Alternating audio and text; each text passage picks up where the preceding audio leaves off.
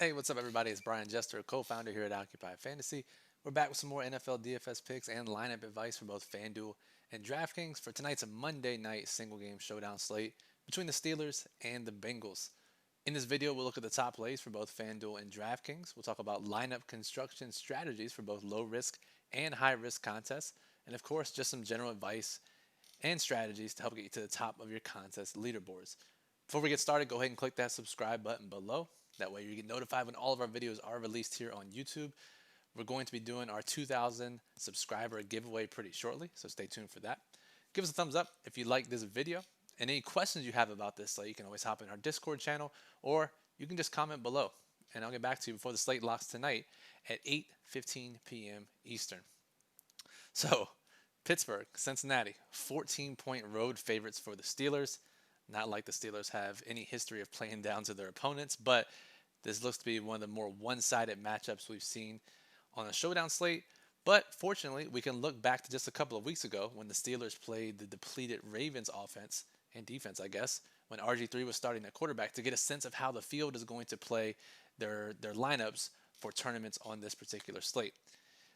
Let's start with our low risk contest, though. These are our 50-50s, our double ups, our head to heads. If you want to read more about low risk contests and strategies for the lineups in them, go check out our ultimate guide, our 19 chapter ebook that focuses on contest selection and bankroll management.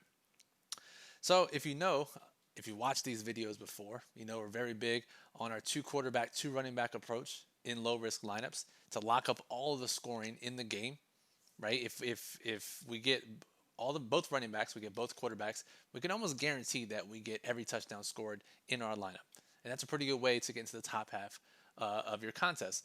But if you think about this slate, we literally have six running backs to choose from on both sides. So let's start on the Pittsburgh side of things. James Conner. If I can find James Conner, maybe I should just search him. There he is, right there at the bottom. Still early. James Conner, dealing with the quad issue, limited practice the last couple of games. Didn't set the world on fire, I guess, all year, but in particular last week, just 10 carries for 18 yards. He's questionable. We'll see if he suits up. We expect him to play, but he'll probably split some work with Benny Snell as well. Let's go down to Benny Snell. Benny Snell, not a lot of touches last week, just 3, but we've seen in the past in that Baltimore game, got 16 carries. But he didn't impress either. They're not running a ton in Pittsburgh.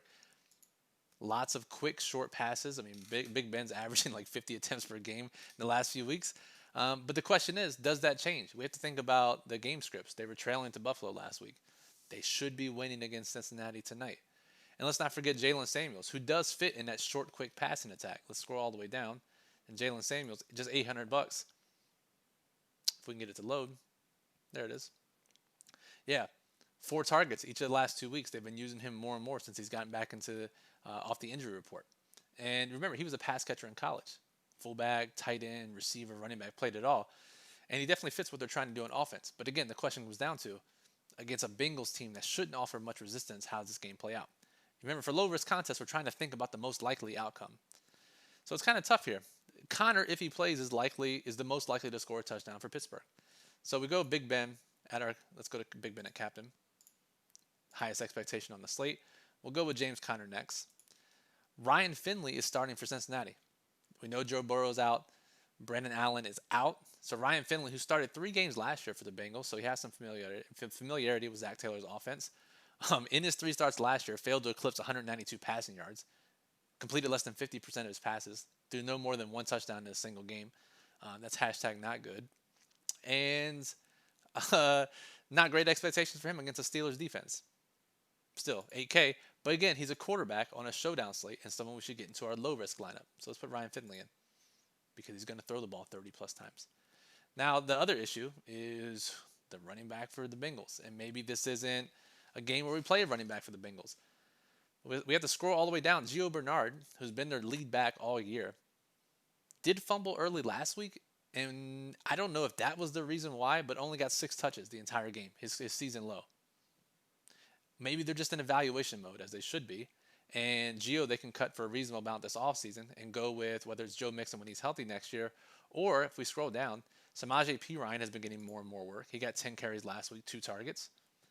And if we go down even further, Travion Williams, who may be the most interesting name in this backfield, 12 carries last week, 3 targets. And maybe he's the guy that they start to get more work. Really tough. Really tough to figure out. Maybe just don't go with any Bengals running back since they're probably going to get freight trained in this game. So still, Gio's probably the most likely guy to get work. Let's put Gio in for the purpose of this exercises.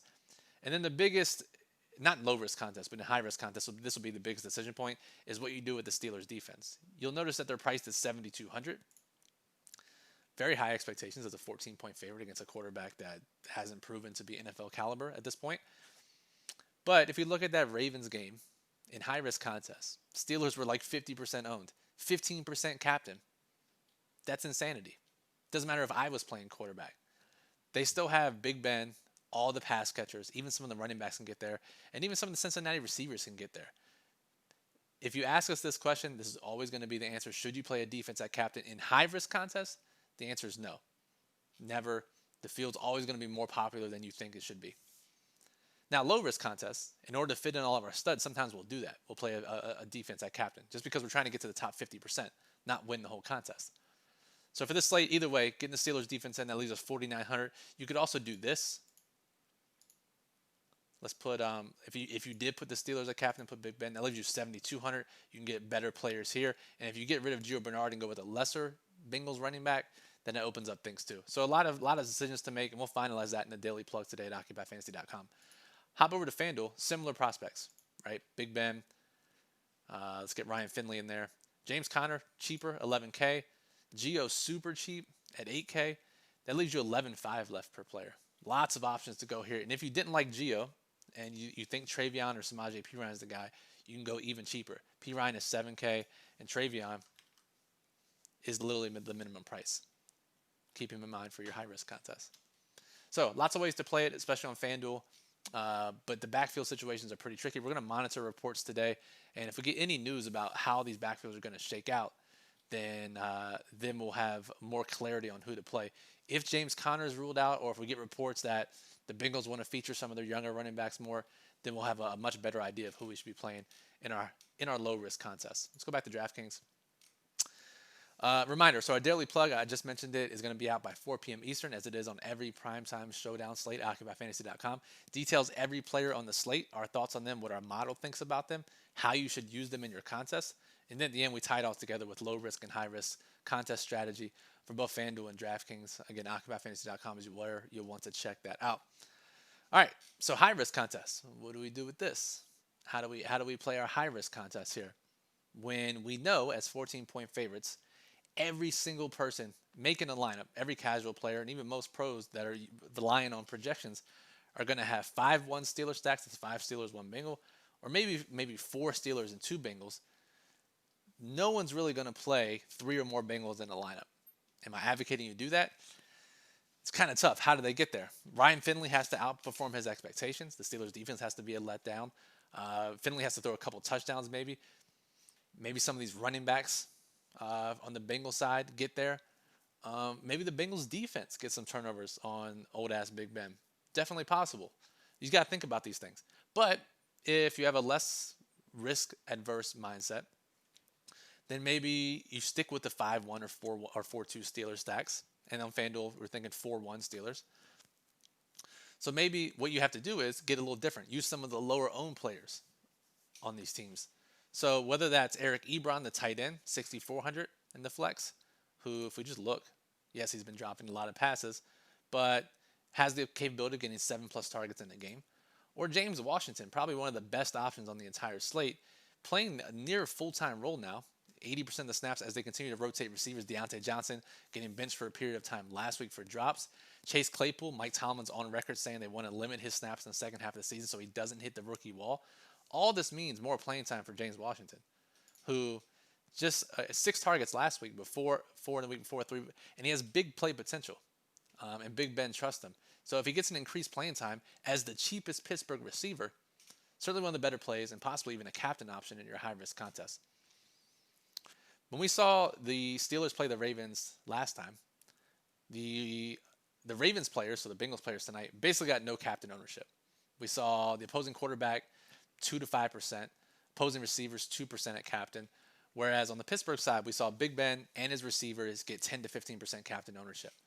Tonight, though, with the uncertainty at running back, as a 14-point favorite, we should see Benny Snell and James Conner with much lower ownership than they should, especially if we think they're going to run the ball in the second half. So that's probably your leverage, playing the Pittsburgh running backs, playing some of these lower-owned Pittsburgh receivers. If you think about it, adding a couple Bengals receivers or running backs, it's really tough. On FanDuel, obviously Big Ben has the highest expectations, and he has so many options to pair with. Literally the 4 receivers. You can include Ray McCloud as their number 5. Eric Ebron, Vance McDonald's back and playing 30-40% of the snaps. The 3 running backs. Plus you have some of the cheaper Bengals options to save salary. So I think the preferred approach, especially on FanDuel, play Big Ben as your MVP in most of your contests. Get different and leave some salary on the table. So something like this, let's just see here. Big Ben, let's say we pair him with Claypool and James Washington. Maybe this doesn't make sense, but we're just thinking about things here. We run it back with 1 Bengal. Let's see. I love losing money with AJ Green, so maybe we'll use AJ Green here. That's 15.5 left per player. And if we got these 2 receivers, they're probably outperforming the other 2. Ryan Finley, maybe he gets there. But if we're expecting him to get just slaughtered by the Pittsburgh defense, we're not going to have 2 Bengals in the same lineup, or two Bengals pass catchers. Now maybe we include Benny Snell. I'm just throwing things out there, right? That's 6,000 left over. No one's going to have this type of lineup, but it makes complete sense. Claypool and Washington get the majority of the reps at receiver, or the majority of the production. AJ Green manages to get there, or at least be the highest scoring Bengals player, which may not be a lot of points tonight. And then Benny Snell takes over in the second half running the ball. This is a game script that makes sense and how you should be thinking about building lineups for showdown slates. Game scripts in mind, thinking about how the field's going to react and straying away from that. Now, this is something the field's going to do, a 4-1 Steelers stack, but no one's going to play it like this.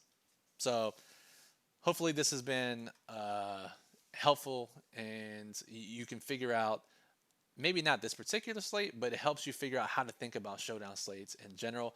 And this goes for low risk and high risk contests. Be sure to check out our Showdown Strategy Guide ebook, The Captain Spot, 15 chapters of all different strategies and back-tested data, how often different players and positions have been in the optimal lineup.